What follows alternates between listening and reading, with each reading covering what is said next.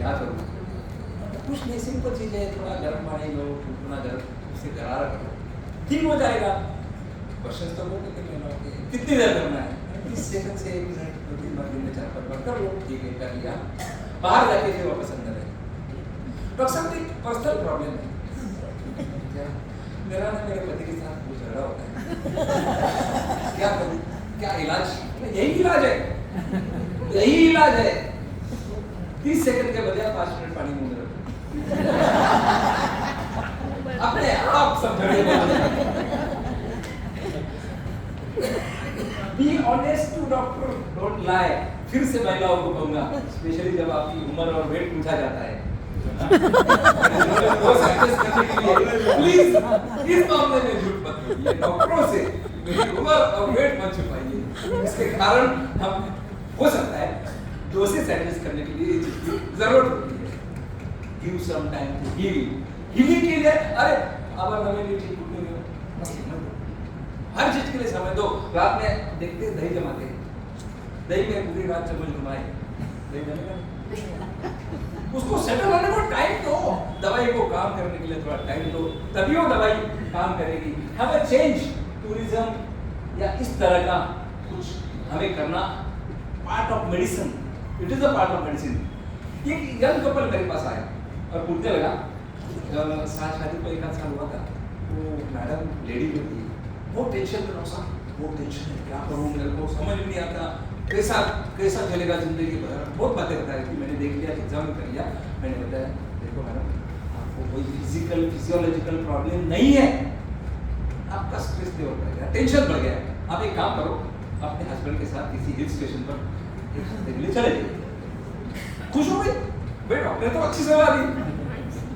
घर पे गई, लैपटॉप खोला, लैपटॉप पर डेस्टिनेशन ढूंढने लगी और पूछने लगी हस्बैंड, अरे सुनो, डॉक्टर साहब ने हमें हिल स्टेशन पे जाने बोला है, हम कहाँ जाएंगे?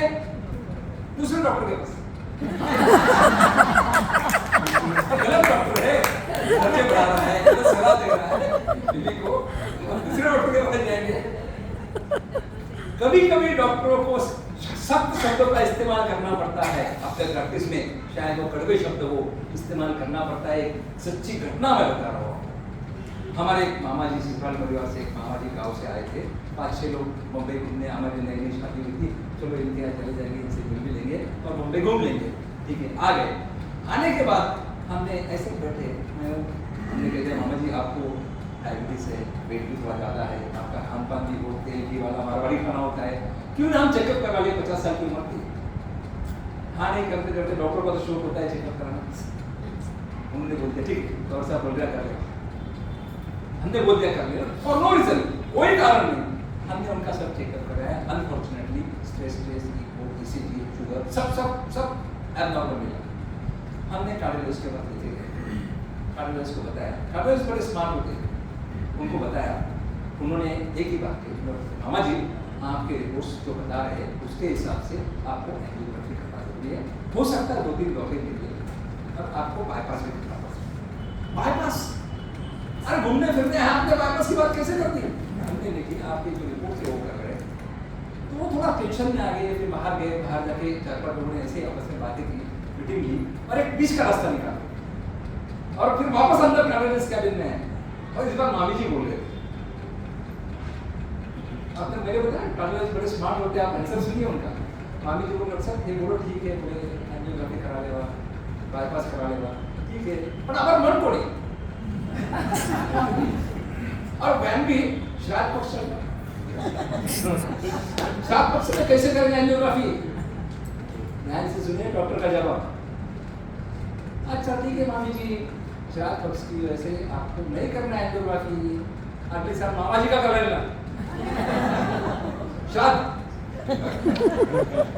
बात कड़वी गहरी जाके लगी, इतनी गहरी जाके लगी, अगले दिनों जाके इंस्टीट्यूट में जाके एंजियोग्राफी के 3 ब्लॉक निकले, बाईपास हुआ, उसके बाद 15 साल किसी बिना किसी तकलीफ के लिए शायद कड़वे शब्द इस्तेमाल नहीं किए होते, वो आराम से चले जाते, किसी दिन हार्ट अटैक आके प्रॉब्लम हो जाता था। इसलिए डॉक्टरों को कड़वे शब्दों का इस्तेमाल करना जरूरी होता है। कभी कभी हम जो डाइट प्रिस्क्राइब करते हैं, कई हमारे बहनों का क्वेश्चन रहता है, डाइट लिख के दो, हम डाइट लिख के देते हैं, ऐसी बहन को हमने डाइट लिख के पूरा प्रॉपर कितने बजे क्या करना है, सब प्रॉपर लिख के दिया, पूरा पढ़ लिया, घर जाके फोन करती मेरे को, डॉक्टर साहब डायट तो लिख के दिया, ये को नहीं बताया जीवन का पहले दिन की जीवन के बाद।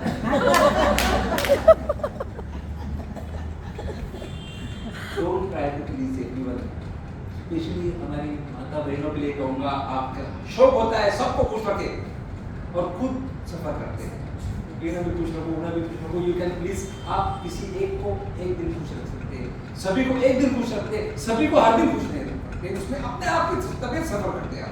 आपको दूसरों की खुशी के साथ खुद की खुशी का ध्यान रखना जरूरी है, ये आपकी सेहत के लिए जरूरी है। थोड़ी सीरियस बात है, आप चाहते हैं सबको खुश कर दूं, आप खुद दुखी हो जाते हैं, ऐसा नहीं होना चाहिए। अपने खुद के सुख का भी आपको खुद के लिए कुछ तो समय दो, अरे 23 घंटे परिवार को दो, 1 घंटा खुद के लिए, चाहे जो करो, एक्सरसाइज करो, म्यूजिक सुनो, फोन पर बातें करो, गेम खेलो, कुछ भी करो, 24 घंटे में 1 घंटा खुद के लिए रखना बहुत ज्यादा जरूरी होता है। It is a part of treatment. जिंदगी छोटी नहीं जनाब, जिंदगी छोटी नहीं जनाब। प्रॉब्लम क्या है, लोग जीना देरी से शुरू करते हैं, जब तक रास्ते समझ में आते हैं तब तक लौटने का वक्त आता है, लौटने का वक्त आने से पहले जिंदगी जी ले, वरना पता चल जाएगा अब तो जिंदगी जिया कोई। जिंदगी जीने के लिए हमें कुछ तो करना होगा। ये देख रहे हो आप, 2 ब्रेन है, ये पुरुष का ब्रेन है, ये महिलाओं का ब्रेन है, कोई फर्क नहीं, सेम एनाटॉमिकली बिल्कुल सेम, कोई फर्क नहीं, चेंज कोई नहीं है। Emotionally there is lot of difference. पुरुष के ब्रेन में एक काल्पनिक ऐसी बात होती है कि जैसे पढ़ाई करते हैं तो बच्चे के लड़कों को लगता है कि भाई मैं अच्छा पढ़ लूंगा, एक बॉक्स इमेजिनरी काल्पनिक बॉक्स बन जाता है दिमाग में कि मेरे को अच्छी पढ़ाई हो जाएगा, फिर मैं अच्छा कर लूंगा, पढ़ाई होगी, वो बॉक्स निकल जाता है। फिर बाद में शादी करनी है, अच्छी लड़की की शादी करनी है, शादी हो गई, बॉक्स बना था, एक होता नहीं इमेजिनरी काल्पनिक बॉक्स होता है, वो निकल जाता है। बातें अच्छे होंगे, बच्चों को पढ़ाई करेंगे, फिर परिवार की माँ बाप की सेवा करेंगे, हर तरह का बॉक्स बनता है, निकल जाता है, वो काम पूरा हो गया, बॉक्स निकल जाता है। हमारी महिलाओं में ऐसा नहीं, बॉक्स तो बन जाता है, मजा आने कभी निकल जाए, जो बन गया वो बन गया। 25 साल बाद की याद दिलाते हैं, 25 साल में लते जब बोले मेरा भी याद नहीं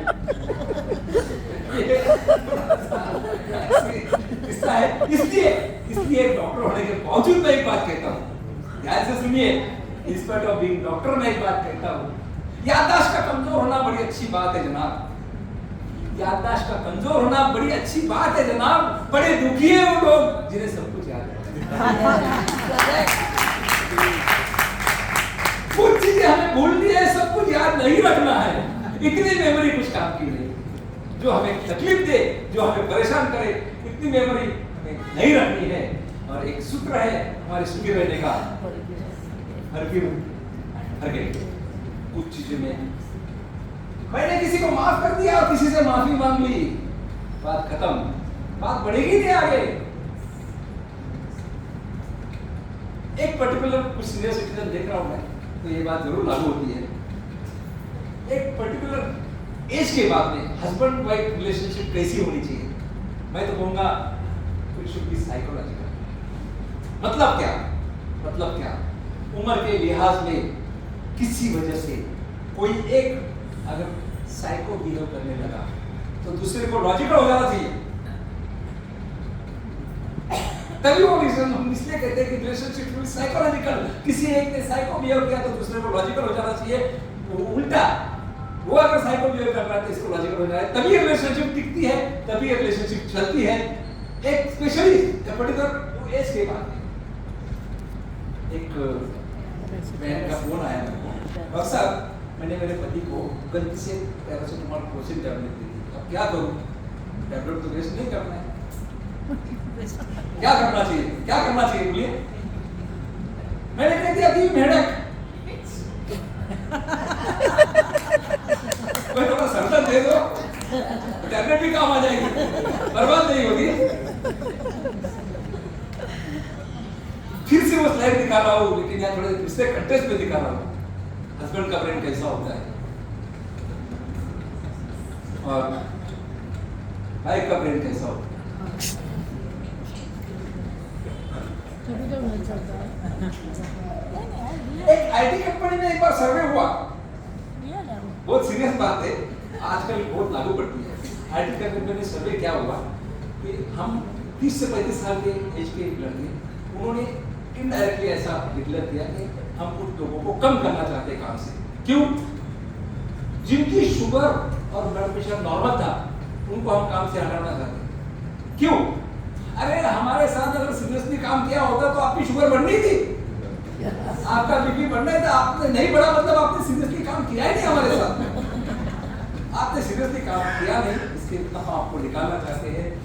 जहर बनने के लिए थोड़ा सा पीना पड़ता है, एक ही बार पीना पड़ता है, लेकिन जिंदा रहने के लिए रोज पीना पड़ता है, बार बार पीना पड़ता है, और तभी हम जी सकते हैं। छोटी मोटी चीजें हम बस दूध पी जाओ, खत्म हो गई बात। हमें डिसाइड करना है, we want to be strongly mental और मेंटली स्ट्रांग। हमें डिसाइड करना है, वी वांट होपलेस एंड और एंडलेस होप।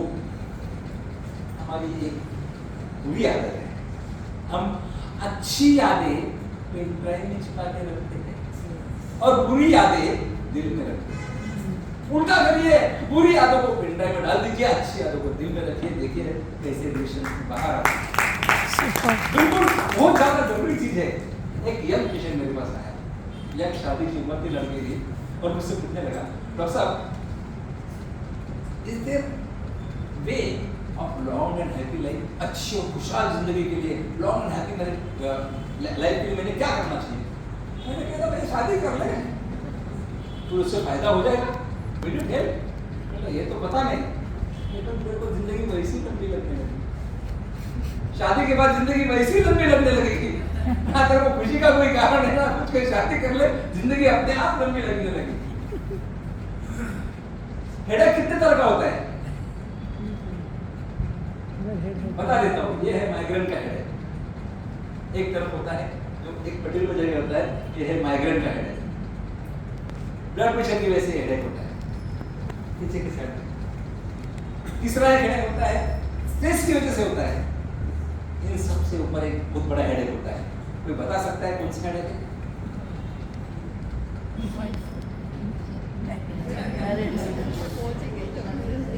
ये कैसा होता है, कैसा हो सकता है?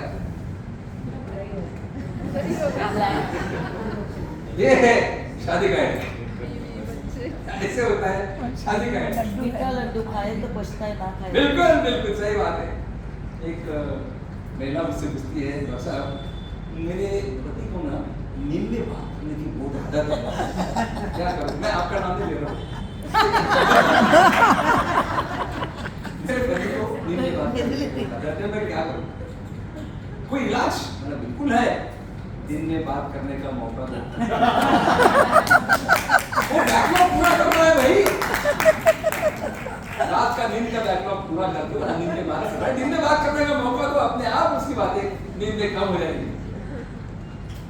डॉक्टरों की बात है, डॉक्टर साहब यहाँ बैठे हैं, एक डॉक्टरों की एक मीटिंग थी, मीटिंग का विषय था symposium alcoholic liver disease, alcohol से लिवर में क्या क्या प्रॉब्लम होते हैं, इस पर सिंपोजियम था, इस पर मीटिंग थी, और वो कॉकटेल करने वाले followed by cocktail and dinner.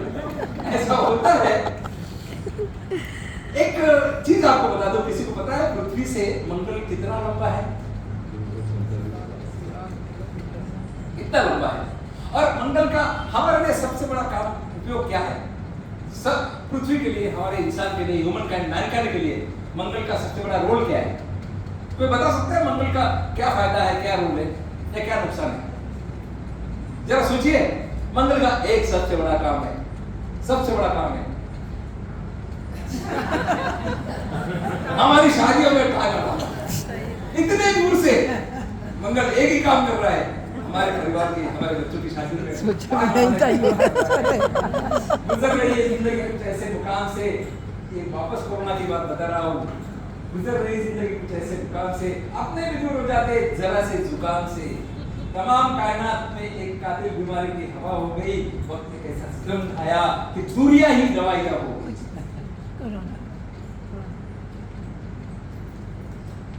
आप सभी का धन्यवाद।